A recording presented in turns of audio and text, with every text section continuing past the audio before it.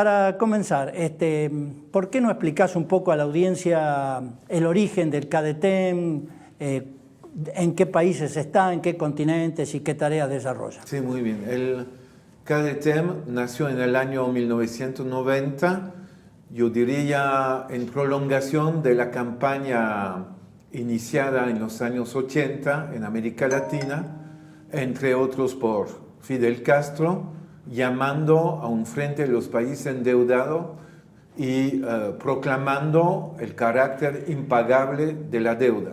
En Europa y en los países del norte, en ese periodo de los 80 hubo una toma de conciencia de la importancia del tema de la deuda como instrumento de nueva dominación, subordinación, incluso de excolonías, y entonces de un cierto neocolonialismo combinado, por supuesto, con las políticas de ajuste estructural dictadas por el FMI y el Banco Mundial. El modelo neoliberal que se había iniciado con Pinochet en los 70 en Chile, luego en Argentina con Videla. En Europa y en el norte, entonces, la idea de solidarizarse con el sur global fue una idea potente.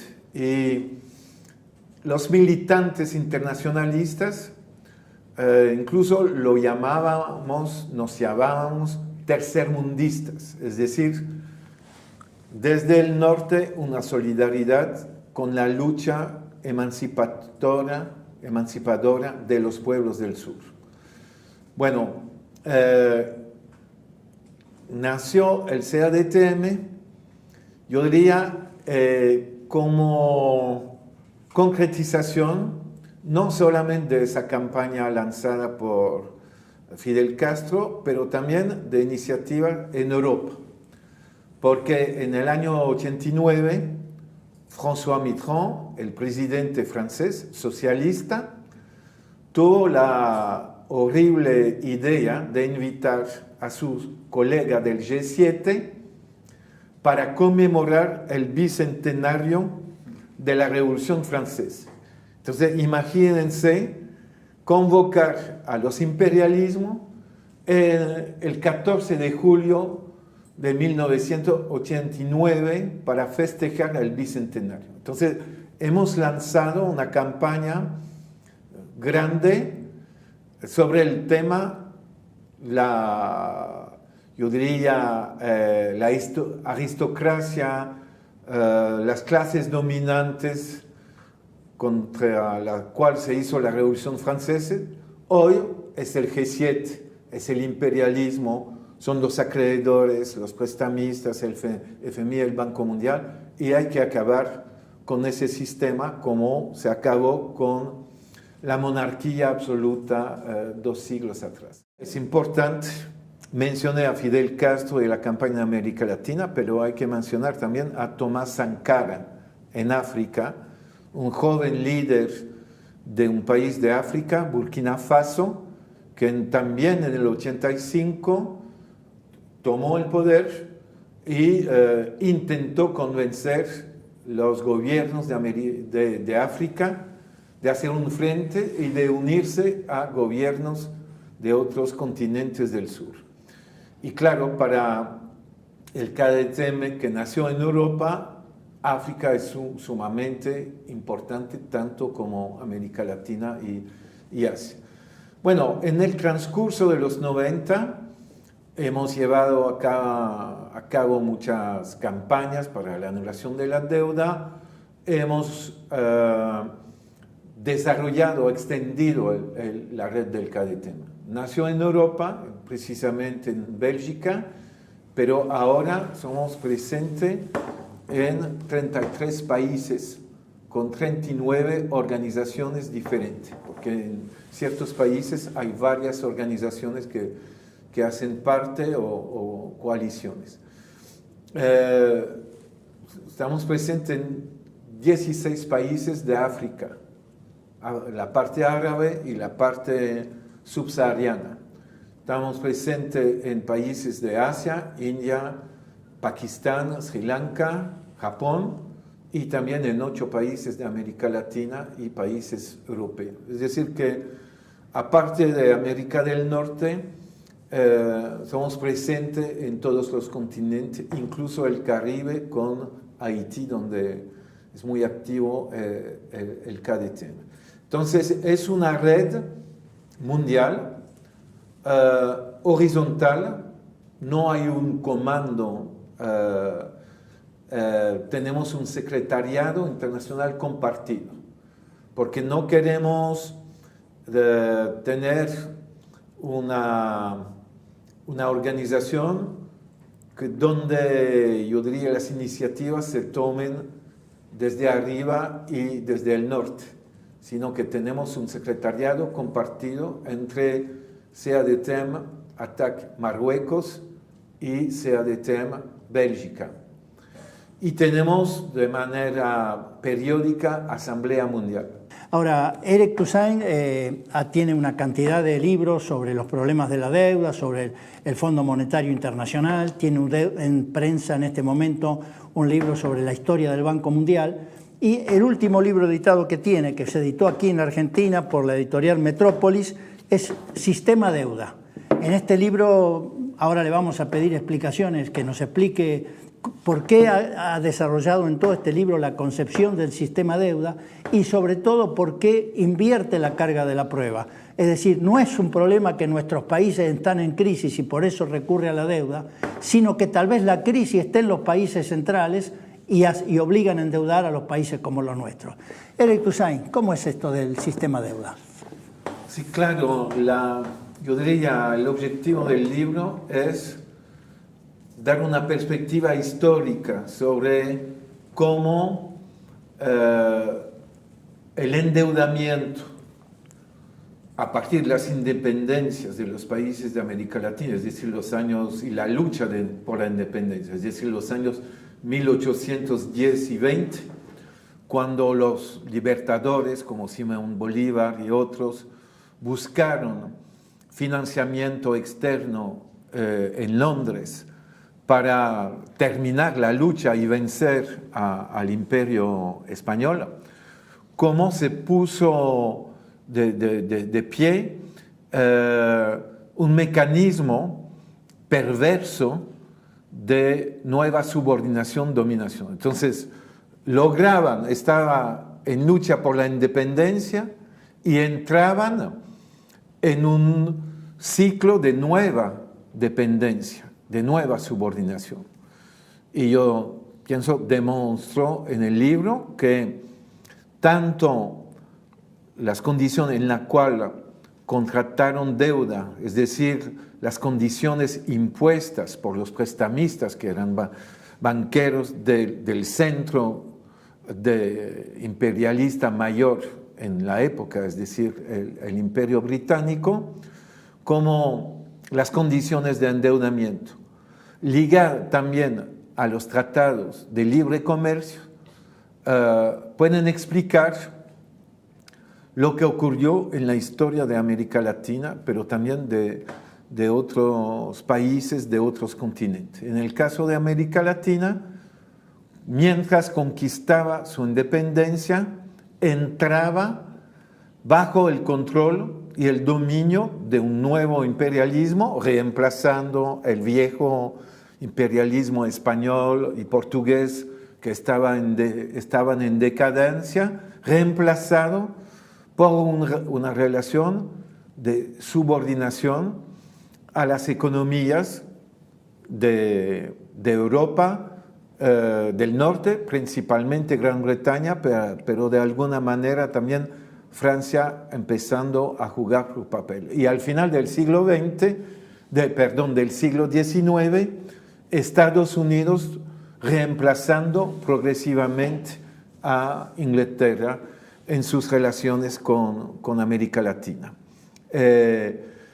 Y entonces, endeudamiento externo que desde el inicio implicaba condiciones totalmente abusivas. Es decir, concretamente, sea, Simón Bolívar o los líderes independentistas de México o del Cono Sur pidieron prestado un dinero, se endeudaron, recibiendo solamente en general alrededor del 40% de la deuda que reconocían, y sin hablar de la tasa de interés, que era de tipo 7%. Vos estás hablando de esa historia y seguramente los que nos están viendo están recuperando el crédito de la Baring Brothers, recibido por la Argentina en 1824. Exacto. Y que se pagó 80 años después. Sí. Y marca un origen de la dependencia o de la inserción subordinada de la Argentina en el capitalismo de época. Exacto.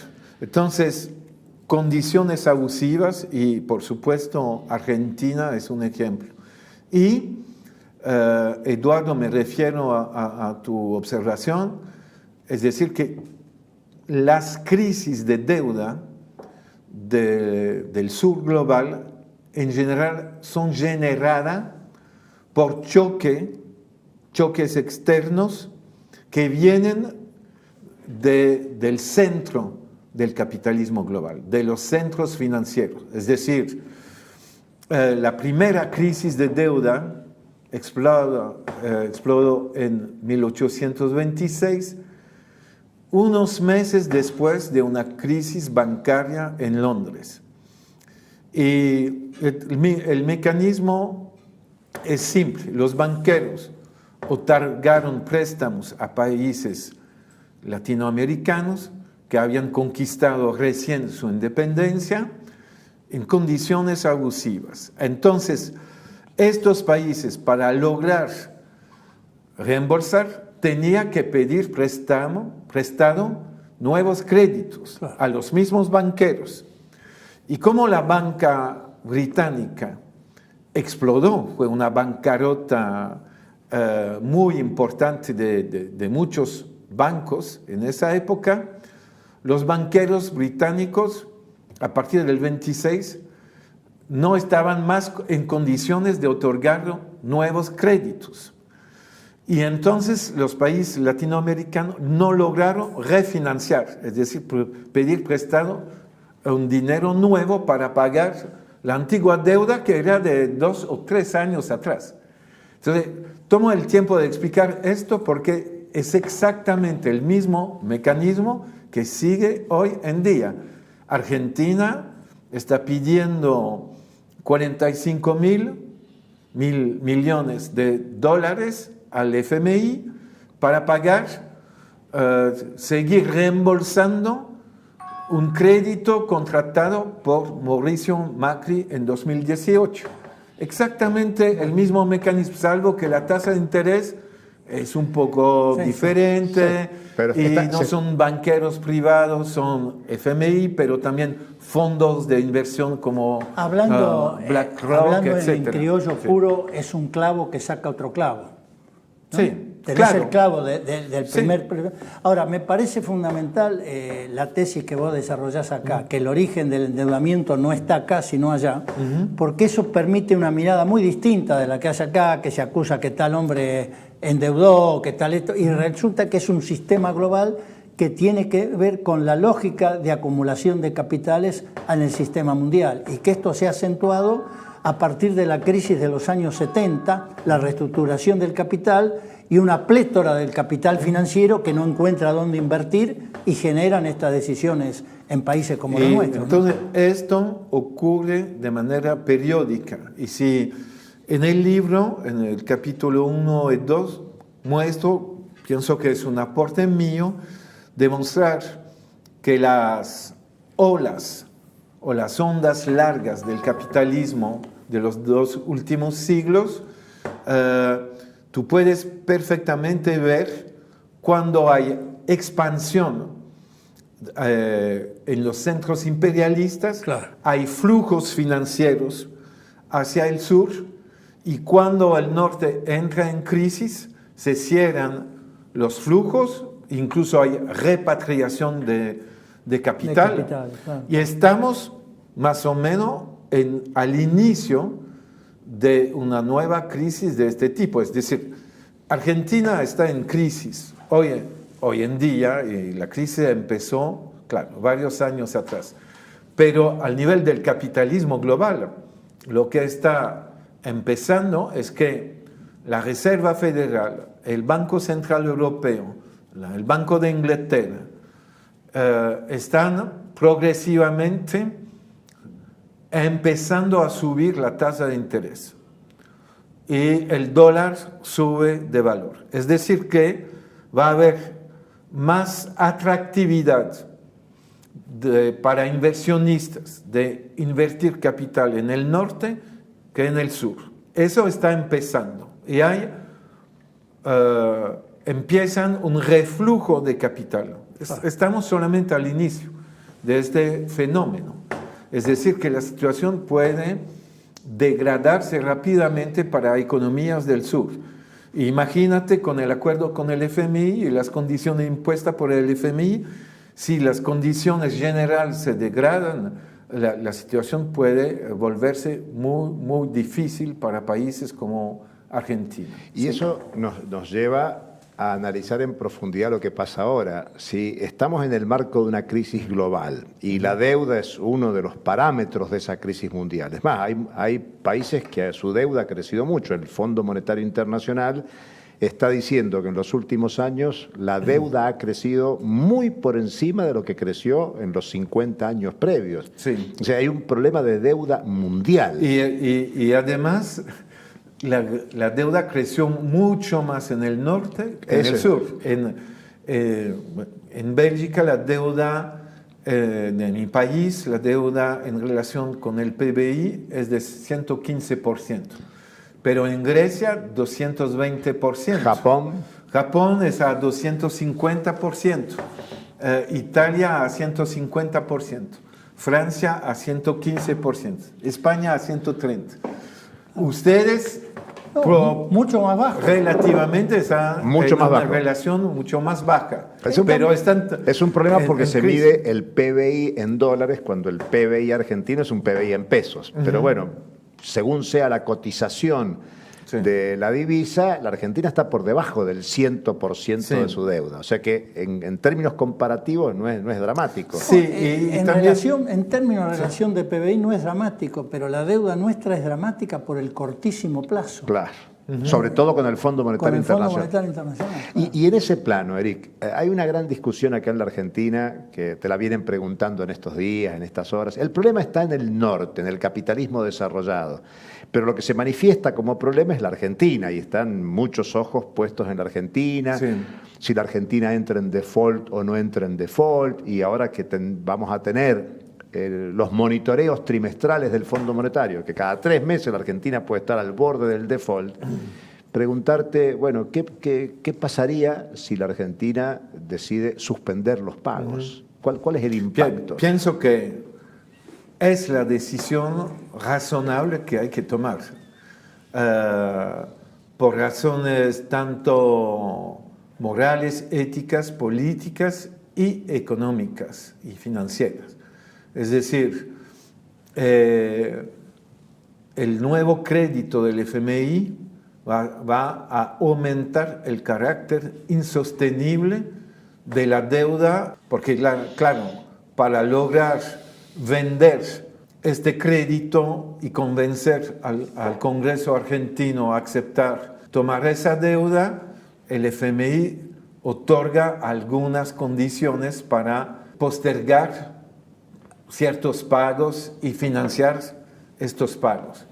Pero es muy claro, con las visitas del FMI, progresivamente van a presionar y imponer medidas antisociales que no están explícitas en el acuerdo, pero que como hay visita cada 3 meses, es muy claro que la delegación, la misión del FMI va a decir, señores, en esa parte del gasto público hay que tomar medidas de austeridad, etcétera, y esto va a perjudicar Y esto se ha agravado en la coyuntura porque el impacto económico mundial de la guerra en Ucrania ha hecho explotar los precios de los commodities, del petróleo. El trigo acá es fundamental, el trigo tendrían que poner nuevamente retenciones para poder desajustar los precios internos de los precios internacionales, pero eso genera una contradicción muy fuerte con el campo, con los sectores del poder. Con los sectores del poder, ¿no? Sí. ¿Cómo se ve eso desde el CADETEN, esta situación? Porque está incidiendo en todos los países, ¿no? Sí, claro que podemos imaginar en los meses y años que vienen que las condiciones de vida tendrán una degradación tal que nuevas rebeliones importantes van a ocurrir, y no solamente en el sur, sino en el norte, porque hay que acordarse también la rebelión en Francia de los chalecos amarillos por el aumento del precio del combustible. Se inició con esto. Pero volviendo a el tema de no firmar el acuerdo con el FMI, pienso que Argentina, si no firma el acuerdo, y es claro que estamos en una situación en la cual, bajo la presión del FMI y de las clases dominantes argentinas, habrá una mayoría en el Parlamento, en el Congreso argentino, para sucumbir o someterse al FMI. Pero si, al contrario, el gobierno y el Congreso tomaría la decisión razonable de no aceptar, validar el acuerdo, hay varias posibilidades de implementar una política de recuperación económica incluso al nivel estructural, es decir, no tener que hacer pagos al FMI, auditar la deuda con otros acreedores y identificar la parte ilegítima y entrar también en suspensión de pagos con los acreedores, los prestamistas que han sido cómplices de una acumulación de deuda ilegítima o odiosa, una reforma tributaria para hacer pagar los exportadores de materias primas. Pero, Eric, ¿sí? En este razonamiento que vos estás formulando, como en este es un partido donde juegan dos y estamos en una época de sanciones unilaterales, sí. La pregunta es, ¿no habrá sanciones para la Argentina si decide suspender? Y si decide suspender, ¿qué impacto generará en otros deudores? Yo diría, ya las potencias del norte han decidido enfrentarse con Rusia y tomar medidas fuertes. No van a buscar varios terrenos de confrontaciones. Serían demasiado para ellos, porque el efecto boomerang sobre la economía mundial sería un desastre. Entonces, creo incluso que por eso, en una situación de crisis tal, son las mejores condiciones para enfrentarse al FMI. Hay que pensar incluso a la crisis de los años 30, donde Argentina tomó el malo camino. En los años 30, a partir de 32, 33, 14 países de América Latina suspendieron los pagos de deuda, pero no lo hizo Argentina. Y un economista argentino, Carlos Vilas, hizo una demostración 40 años atrás, tomando los países disciplinados como Argentina, que siguieron pagando, qué ocurrió al nivel de crecimiento económico en la segunda parte de los años 30 y la primera parte de los 40, antes de la llegada de Perón al gobierno, y cómo evolucionaron las economías que decidieron, sus gobiernos decidieron no pagar. El crecimiento y la recuperación económica ha sido mucho mayor en las economías donde hubo suspensión de pago que en las economías donde siguieron pagando. Argentina tiene el dato cercano del impago de la deuda en el 2001. Que eso y eso permitió una recuperación económica, muy grande, es evidente. Desde 38 meses. Desde el 2002 en adelante, y claro... 8% de tasa de crecimiento anual. Se hablaba de tasas chinas de crecimiento, pero el momento político mundial y económico es distinto. El del 2001, 2007, hasta la crisis del 2007-2009, y ahora hay otra nueva situación. Y por lo que estás diciendo, Argentina vuelve a perder una oportunidad histórica. Sí, pienso realmente de verdad que haya, en medio de una crisis de tal magnitud, es una oportunidad, y no por un oportunismo egoísta, sino como yo diría, porque hay argumentos fundamentales para decir esa deuda reclamada por el FMI es una deuda odiosa.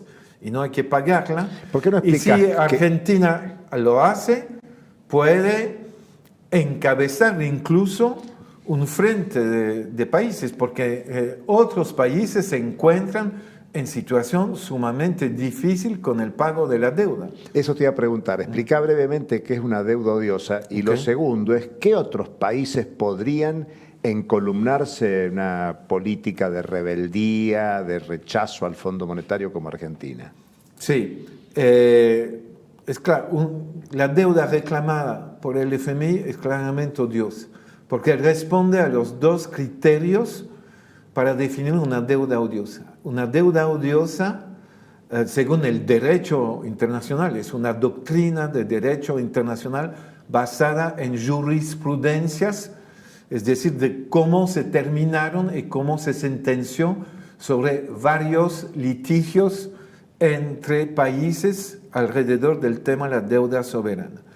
Y una deuda odiosa es una deuda que ha sido contratada en contra del interés de la nación o de la población viviendo sobre el territorio nacional.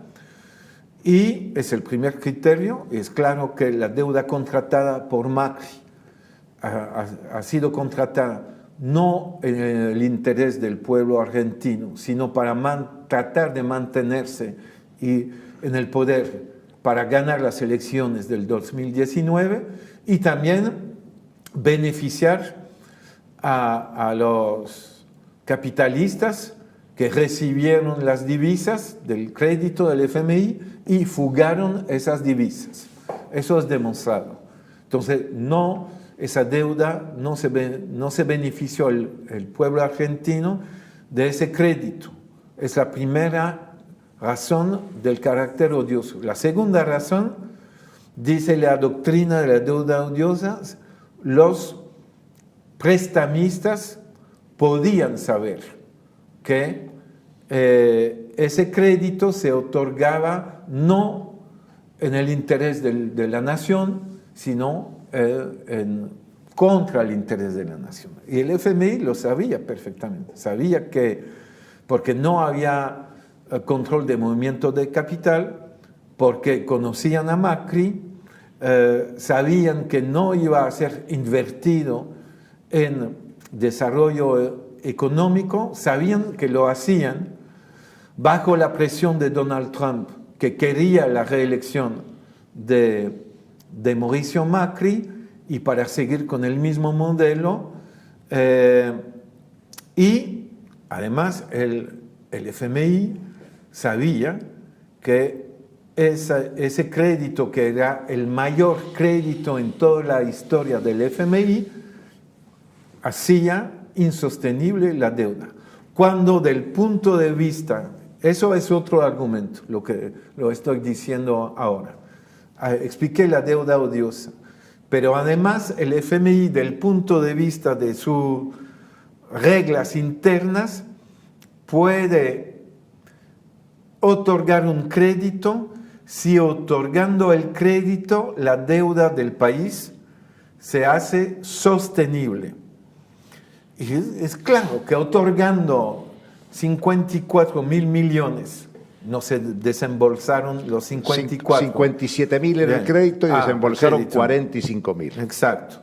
Entonces, otorgar un crédito de esa magnitud no iba a hacer sostenible la deuda, sino al contrario, insostenible. Y como dijo Eduardo, en muy corto plazo, porque ese es otro problema. El Fondo Monetario, este año Argentina tiene que devolver 19.000 millones de dólares, una cifra parecida al año que viene.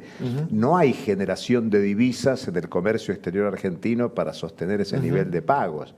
Por eso, ese crédito que es el puente que permite a Argentina mantener los pagos. Patear la pelota para adelante. Y entonces es la demostración que no es un crédito en favor de la recuperación económica y del desarrollo de Argentina, lo que es la misión del FMI, sino un crédito solamente para lograr permitir al país de seguir pagando la deuda con el FMI, además. Sí, es decir, y no solo con el FMI, porque nosotros venimos de reestructurar la deuda con los bonistas privados, y esos vencimientos empiezan a caer en 2025, 2026. Si se juntan en el 26 los dos vencimientos, Argentina no puede pagar, hay otra crisis de deuda y nuevamente entramos en un proceso de reestructuración y de refinanciación.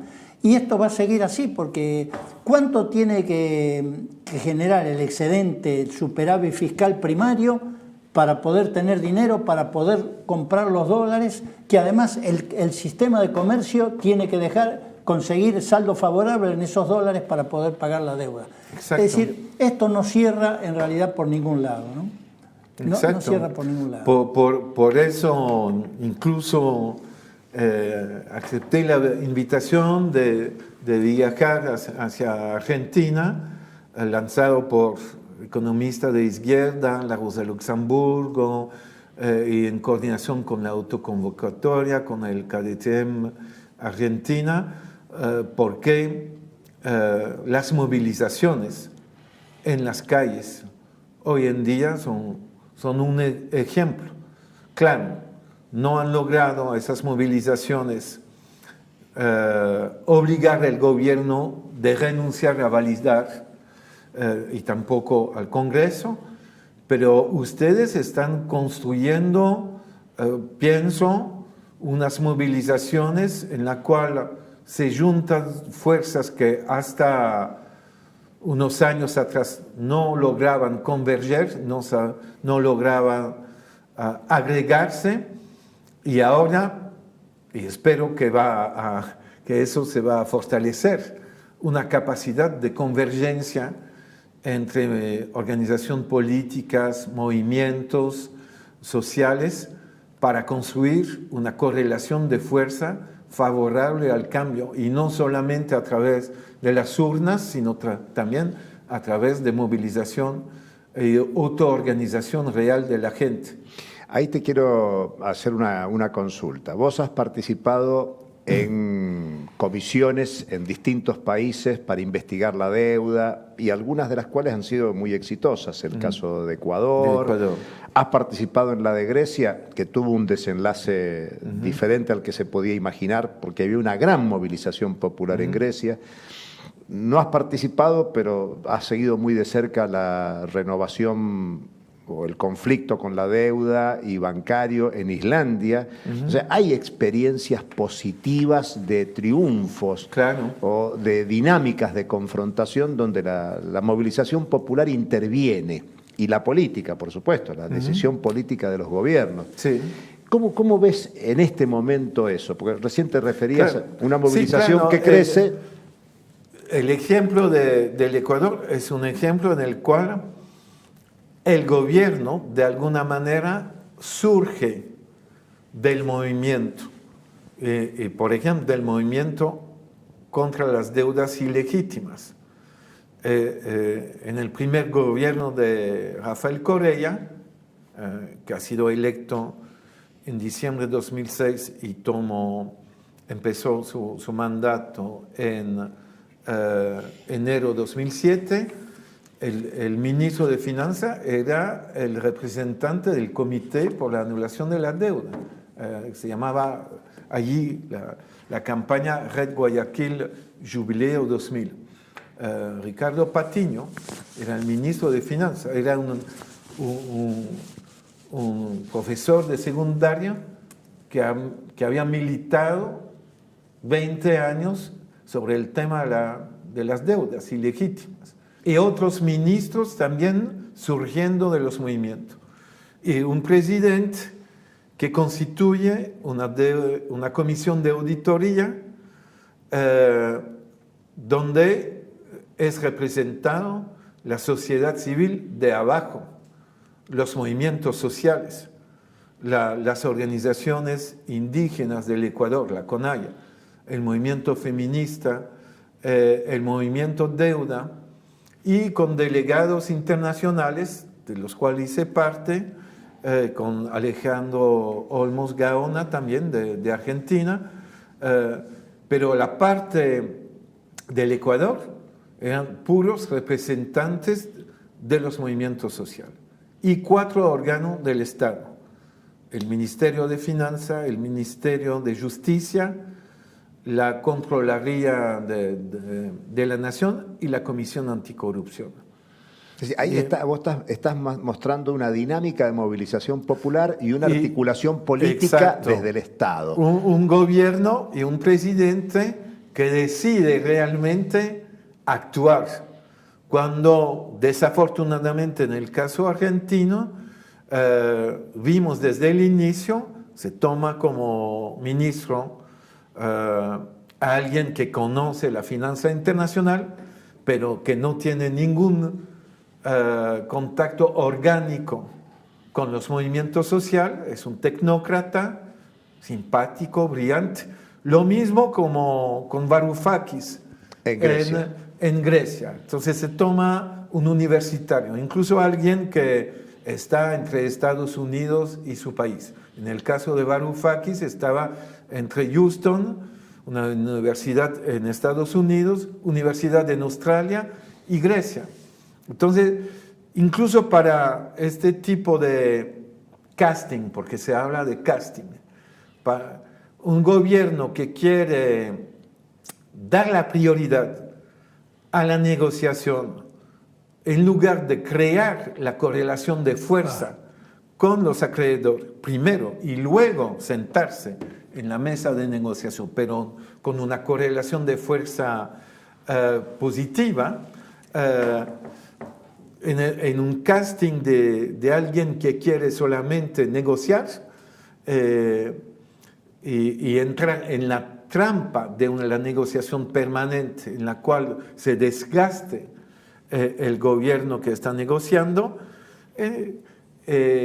Martín Guzmán o Yanis Varoufakis eran los personajes perfectos, como un casting de una película. Tú buscas tal y tal con tal perfil para actuar, pero ahora, en la lucha de clase, porque es una lucha de clase, no es así. Tienes que tener representantes orgánicos capaces de llevar a cabo una negociación, pero a partir de una correlación de fuerza que se construye. Ahora, pareciera ser que Varoufakis hizo un balance de su experiencia, porque estuvo por aquí diciendo que la negociación de Guzmán es la mejor negociación que se podía haber hecho, que es mucho mejor que la negociación que habían hecho en Grecia, pero que así todo ese acuerdo hay que rechazarlo. Sí. Es decir, ha sacado conclusiones, aparentemente. Sí, entonces sobre la conclusión, que no hay que firmar el acuerdo con el FMI, estoy de acuerdo. No con la otra. Pero él tendría que mostrar una capacidad autocrítica, porque cuando dice que el acuerdo con el FMI de Grecia, lo que no reconoce él es que él negoció con el FMI un acuerdo horrible. Es que fueron electos la gente de Syriza, el partido Syriza, al gobierno para desconocer el acuerdo con el FMI. Era el compromiso que le permitió ganar las elecciones. También Fernández. Pero en el caso de de Varoufakis, él a 3 semanas de ser ministro, firma un acuerdo con el FMI y la Troika, prolongando de 4 meses el memorándum y diciendo vamos a respetar totalmente el calendario de pago. Y como ministro de Finanzas pagó 6.000 millones de euros, es decir, 7.000 millones de dólares en 6 meses, vaciando totalmente el tesoro público. Es decir, que al menos tiene que reconocer que no era la buena estrategia.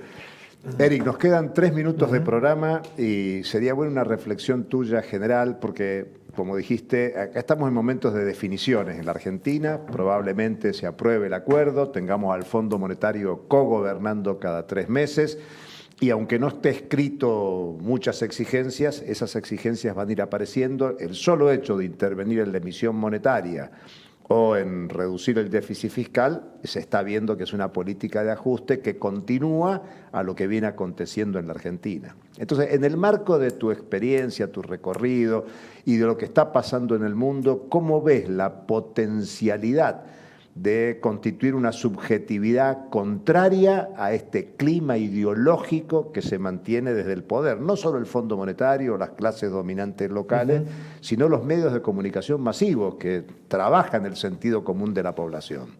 Sí, por eso para mí la capacidad de seguir en una sociedad movilizada y auditorando desde afuera, monitorando desde afuera, controlando lo que está haciendo el FMI con el gobierno, denunciándolo. Cuando viene el FMI, mostrar a esa gente que no son bienvenida en el país y construir entonces movilizaciones cada más importantes. Yo sé que eso requiere un gran esfuerzo, pero no habrá otra salida que construir movilización sumamente fuerte y apoyar, claro, en el Parlamento, en el Congreso, las fuerzas coherentes con su compromiso social. Y tener una articulación entre lo político y la movilización social. Y proyectarse al nivel político también para constituir un frente de izquierda amplio, capaz de proyectarse como fuerza de gobierno popular, un verdadero gobierno popular. Eduardo, en este sentido, preguntarte, hay una actividad en el Parlamento próximo y tu reflexión de cierre.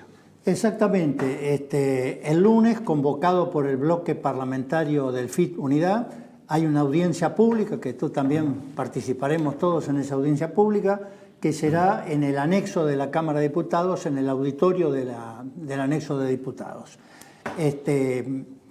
No, solamente, bueno, agradecerte, Eric, esta conversación, que es muy esclarecedora y que seguramente se va a difundir, y plantear que este acuerdo con el fondo, como muy bien lo has explicado, no da ninguna salida a la crisis y a las trabas que tiene el capitalismo argentino para desarrollar y acumular fuerzas productivas en una perspectiva histórica.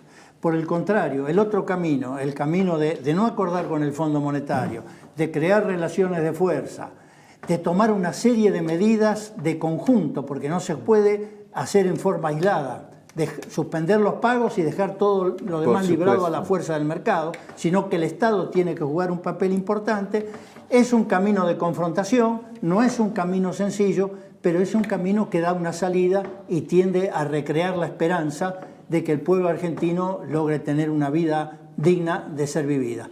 Así que bueno. Y yo me quedo con esta última expresión de Eric, de que hay que juntar lo que existe en el Parlamento como escena de la política, como debate político, incluso con las disidencias que está habiendo adentro del Parlamento, más allá de la izquierda política, con la movilización popular. Una articulación de izquierda parlamentaria, extraparlamentaria, dinámica social en lucha y organizada para poner en el centro no solo la discusión contra el Fondo Monetario Internacional, sino contra el orden capitalista en su conjunto. Bueno, así que, y hoy es 10 de marzo, probablemente los diputados aprueben el proyecto de ley y justamente hay una convocatoria muy amplia para ir rodear el Congreso Nacional y nosotros nos vamos para allá. Así que gracias, Eric. Gracias. Nos seguimos muchas viendo, gracias.